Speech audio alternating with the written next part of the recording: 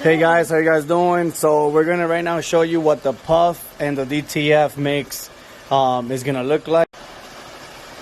Okay, so you guys have been asking me about the DTF and the puff mix. This is what's gonna happen. We're first gonna lay down the DTF part, right? We're gonna do the first press.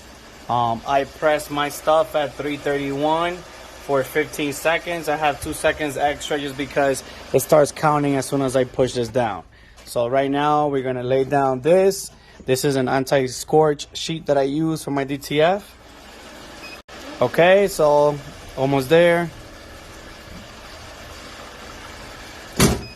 Boom, I have the cool peel, so we're gonna take the hoodie off of it, let it cool off, and then we're gonna peel this out. All right, we normally use this little air gun. It helps it cool faster. You know what I mean? Before we go and peel it. Got you. Once it's cool to the touch, we go and take it off. And then we're gonna go put it back in the heat press and move on. All right, so here we're lining up our puff, how the design's supposed to go. Boom, boom, boom.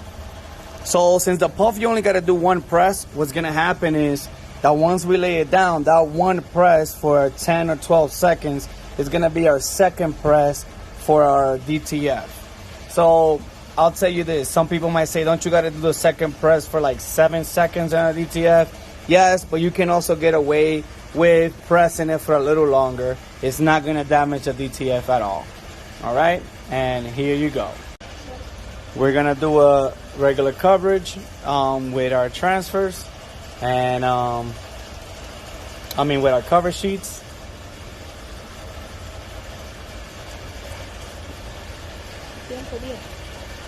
And we're gonna go and set up the, okay guys, so now we're gonna cover, we're gonna do the puff press. The puff press is gonna go with 302 or 303 degrees for 10 seconds. It says 17, but we're not gonna leave it there to the whole 17. It's gonna be for 10. So let's go, let's get it. Boom.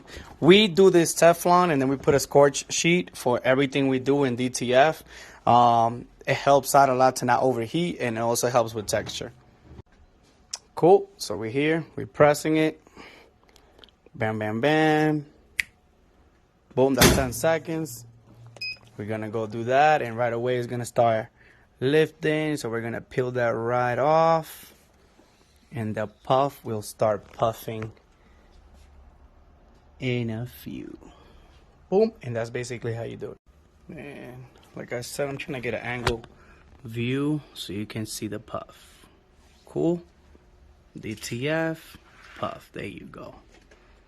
You can kind of check that out right there. All right, if you guys got any questions, you can hit me up. Let me know what you think. This is the same thing no matter what puff you buy. So what type of puff I'm using doesn't really matter. If you like your type of puff that you prefer to use, go ahead and get it.